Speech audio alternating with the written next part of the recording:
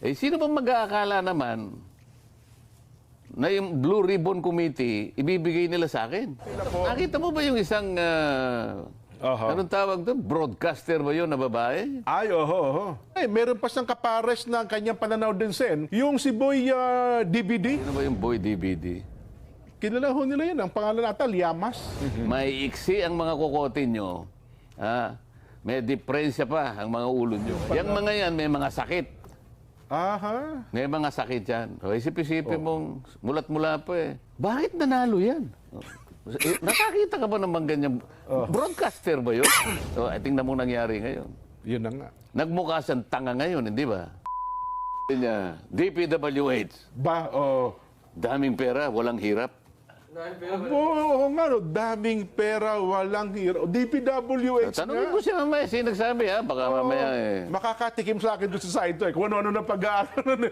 Hindi kasi pinag-uusapan natin. Pala isip po. Araw ng kagitingan eh. Yan, Diba? opo. Nako. Dapat sana maimulat natin ang kabataan sa kagitingan. Oho. Hindi sa kawalang hiyaan, di ba? Nako. Walang matututunan ng kabataan sa kawalang hiyaan. Lalo na ang kawalang hiyahan ay sa pagwaldas ng kabangbayan. Nako. Nakalain mo, ginawan pa ng ano eh, ginawan pa ng parang isang komedya.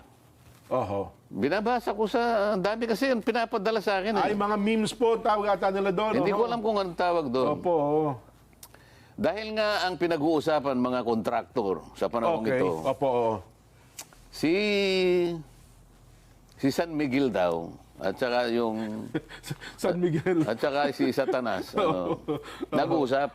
Aba, Nag-uusap. may senaryo pa, no? Oo. Nagkausap daw, may mga labi yung sa impyerno. Meron daw silang kamag-anak doon sa langit. Ano? Ba, Na paminsan-minsan pwede ba ikang madalaw din. Ano? ba, Ngayon, maski naman si San Miguel ba ang tawag doon? San Miguel Arcangel. O si San Pedro. San Miguel San Arcangel. Miguel. Maski naman daw doon sa kanyang teritoryo, meron naman daw may gusto rin puntahan naman sa baba yung ilang mga kamag-anak. Ganun po gusto at rin mga puntahan, kaibigan. Ngayon, mangyayari lamang yan, sabi niya, kapag kapwa tayo gumawa ng bridge. Diba? So lalagyan nyo lang ng tulay, ano? Tulay, ngayon, ganitong gawin natin. Hati tayo sa gastos. Sabi ni... Arcangel, Gabriel Arcangel. Bakit Arcangel ang pinag-uusapan? Si Gabriel, sabi niyo pa, si Gabriel Arcangel. San Miguel. San Miguel. Sarbi. Sino ba yung nagbabantay? Si San Pedro ata. Si San Pedro. Si San Pedro. Mali-mali naman kayo eh. Itong... Hindi kami sanay sa ganyan mga kwento kasi nadidistract ako dito sa cameraman na to. Makasipat eh. Tingnan mo. Sabi daw ni San Pedro. Opo. O sige, hati tayo sa Costas. sa gastos. Sige. Basta sa gitna. Basta ito yung gitna. Ito yung langit, gitna. Ito yung impyerno, gitna. Sabi niya, 30 days ang bawat isa. Kailangan matapos ang bahagi natin. Ba? Okay. Kasundo, 30 dias. No. Basta within 30 days, matapos ang kalahati natin para makonstruct yung bridge. Tapos, Hindi pinirmahan ang kontrata. Ano? Si Satanas, 29 days natapos niya. Aba? Nandun na, nasa Advance na gitna. isang araw, ano? So the bridge from hell, natapos niya ang kanyang kalahati. Nakagitna. Okay. Nagtataka siya ganun, tinitingnan yung kalahati. Ba't ikaw walang nagsisimula sa kanila? 30 days ang usapan. Tinext niya ngayon si San Pedro. Peter, sabi niya, paano mo ikaw matatapos ang bahagi mo? 29 days na. Hindi ka pa nagsisimula. Alam mo, sagot ni San Pedro, na-overestimate ko yung capacity ko eh. Okay. Pasensya na, sabi niya ganun. Wala akong makitang contractor dito sa panig ko, nasa iyo lahat eh.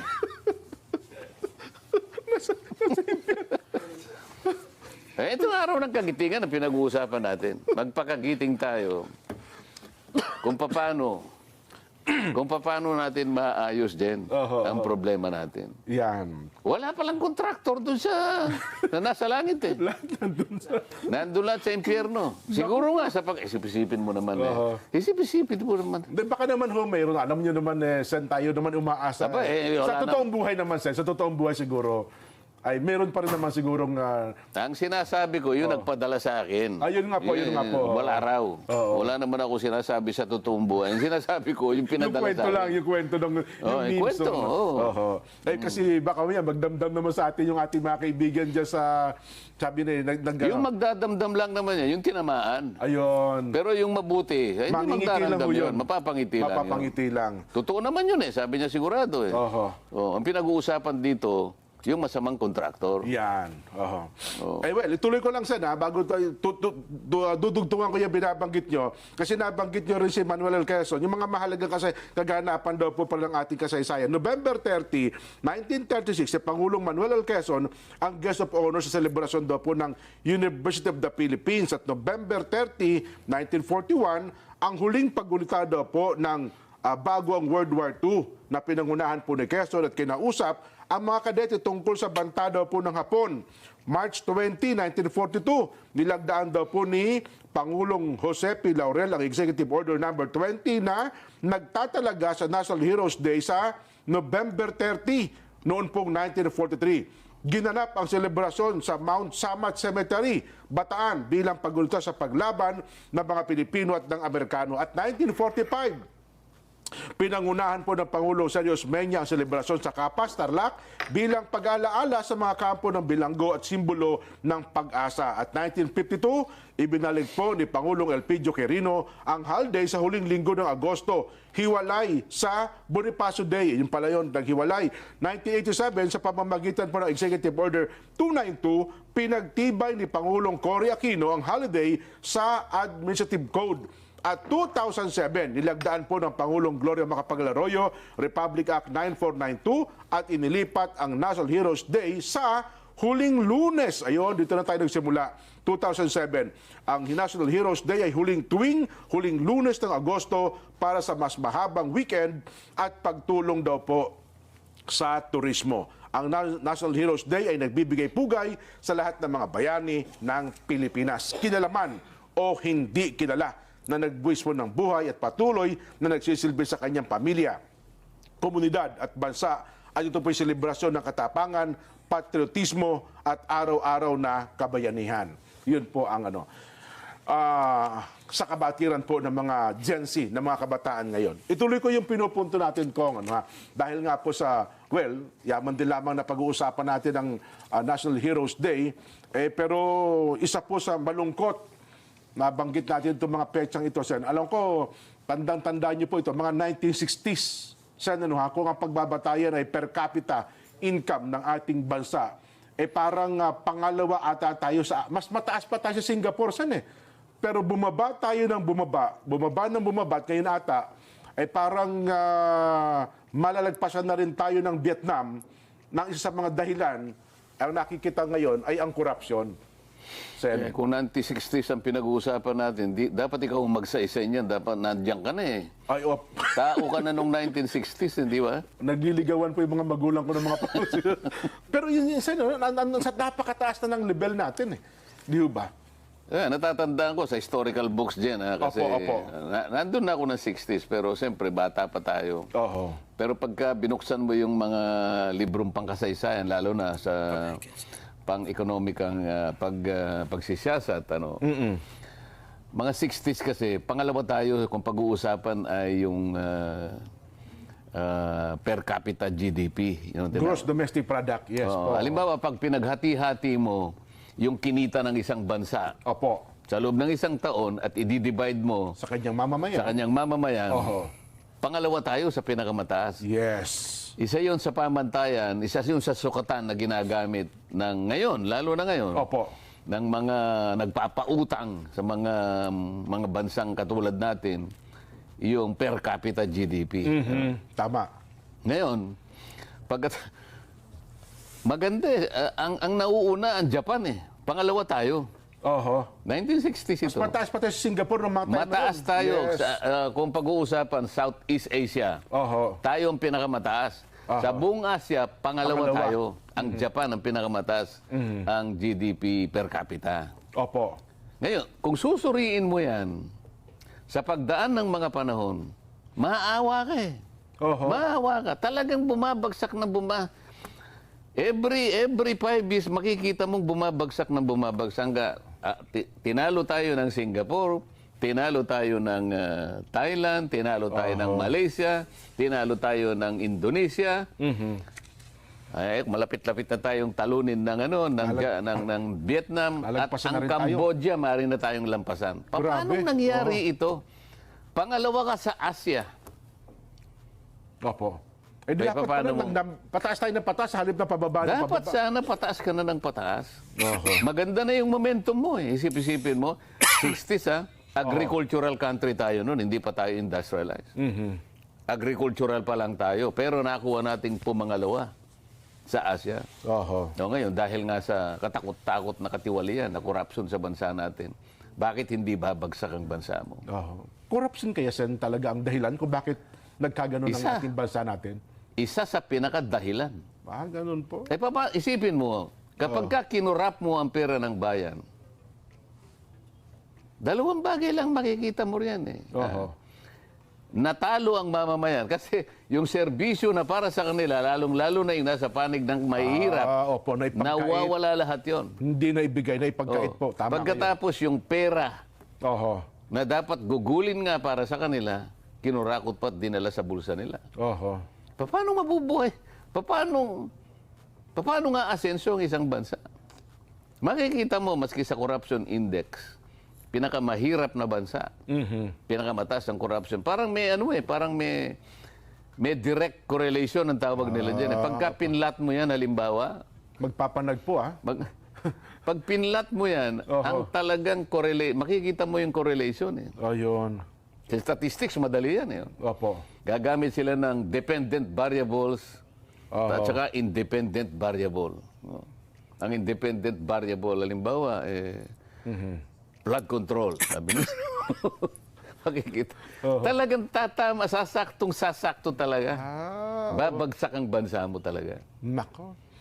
Pero siyempre, Sen, alam nyo, ngayon lang kasi napapanahon, napapatuon tayo ng pansin sa corruption ng flood control at saka yung mga DPWH official, pero sa kabuuan ng gobyerno natin hindi natin may pipikit ang ating mga mata. Meron din, iba pa, ng mga ahensya din ng gobyerno, Sen. Sa ngayon, ito yung mukha ng corruption.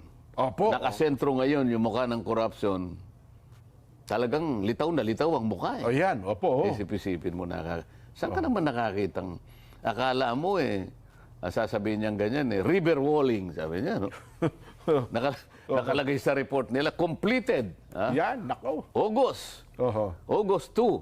Okay, January 1, Nako. 2025. Complete documents, opo. Isip-isipin mo, nagkaroon ng program of work. Oh.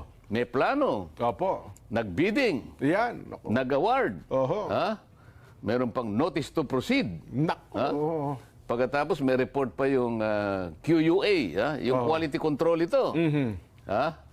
Pagkatapos meron pang inspection. Yan, Pumirma pa yung Commission on Audit. Nako, naka 20% mobilization, etc. Pagkatapos nakolekta yung pera. Oho. Pagkatapos walang project. Nung hinahanap mo yung proyekto, nasaan po dito? Pagkatapos ngayon, sino ba yung kontraktor nito? Oho. Hindi mo ba hanapin yun? Sino ba nagpanukala ba niyan? Bakit nagkaroon ba niyan? Kukunin mo yung papel. Opo. Sino ba yung masugid na nagpanukala na kumuha kunwari ng pondo para maitayo yung multo na yan? Oho. Ha? Yun ang hindi na matagpuan. Kailangan tuntunin mo sa dami ng mga yun. At ang masakit dyan, Sen, ito pa isang masakit, dugdagan ko na sakit niyang bagay na yan. Nung hindi nakita, parang wala akong nakita. Hindi, sige, nasusunod na taon, pondohan ulit natin panibago. Kaya yung Ang tawag ghost na nun, restated funding. yun, hindi na nakita nung una Dodoblihin pa Nakatatlong ulit na doble nga po, Sen Di ho ba? kasi nga, sabi nila, Hindi nakita napalusutan natin Ayun. Ulitin nga natin. Oho. Perfectin natin. Na-perfectin, di ba? Opo. Yan. Hanggang sa lumitaw ngayon. Oh. Eh, sino bang mag-aakala naman na yung Blue Ribbon Committee, ibibigay nila sa akin? Nako, oo. Oh. Eh, ikaw ba, iniisip mo ba yung gano'n? Di ako ho, simula pa lamang, di pa simula ang election sen eh. Itinalaga ko na kayo dyan eh. Ay, hindi, wala kang naniniwala na mananalo ako. Hindi, nakita mo, Sila po yun. Sila po. nakita mo ba yung isang, anong tawag doon? Broadcaster ba yun na babae? Ay, oho. Oho. Nakakaawa yung broadcaster na yun eh. Totoo. Hanggang ngayon po, mukhang hindi pa niya matanggap sa kanyang sarili. At meron pa siyang kapares na kanyang pananaw din sen. Yung si Boy DVD, yung nakuna ng fake DVD niya sa may Congressional Avenue na hanggang ngayon, bakit daw? Sino ba yung Boy DVD? Kilala ho nila yan. Ang pangalan nata, Liamas. Tanong mo nga kay Saito kung alam niya. Ano ba sabi? Ano Kasi sabi?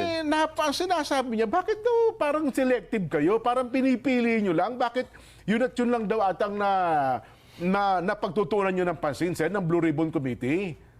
Napanood mo, sinabi niya? Eh parang yun po ang yun po ang lumalabas sen. Ako, iniwasan ko na manood doon sa mga yun kasi wala namang magandang sinasabi sa inyo yun eh. Bakit naman sinabing selective?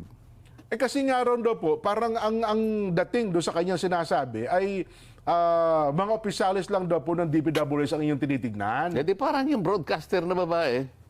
Yun, napanood ko yun eh. Kaya nga magkasintono sila sen eh. Kaya kung magsalita pa naman yun eh, akala mo tumatakbo, hindi mo maintindihan, di ba? Oho. Subukan mo tumatakbo ka, nagsasalita ka, humihingal ka. Ay, Pagka yun eh, nagtatanong, humihingal eh. Ano? Kakapusing ka ng hininga nun, sen. Kapag ako'y nakikinig doon, ako ang napapagod eh. Nakikinig lang ako, pagod na pagod ako eh. Kaya ayaw kong pakinggan yun eh. Ganun ho ba? Ang sabi niya, ay bakit ang DPWH lang? Oho. Mariusip ng mga tao ito, sabi ko. Nag-umpisa pa lang ako din.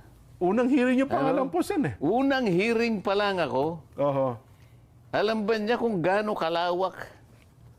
Alam ba niya kung gaano kalawak ang multong kinakaharap ng ating bansa? Oho. Ang problema sa ganyang mga tao, lalahatin ko na sila, mga ganyang uri ng tao. Yung mga ganyang sariling kaisipan. Mapa-broadcaster ka, o kung ano man, basta ganyan kayong mag-isip. Pati vlogger, sen, marami din ganyan. Pagka ganyan kayong mag-isip, talagang wala na akong magagawa sa inyo. Opo. Okay. Hindi naman kayo abogado kasi. Ang abogado kasi, bago magsalita, nag-iisip. Itong mga ito, nagsasalita, hindi nag-iisip. Ganyan yung mga yan. Mayroon po paglalarawan niyan, sen. Paano ka mag-iimbestiga nang hindi mo muna ilalatag?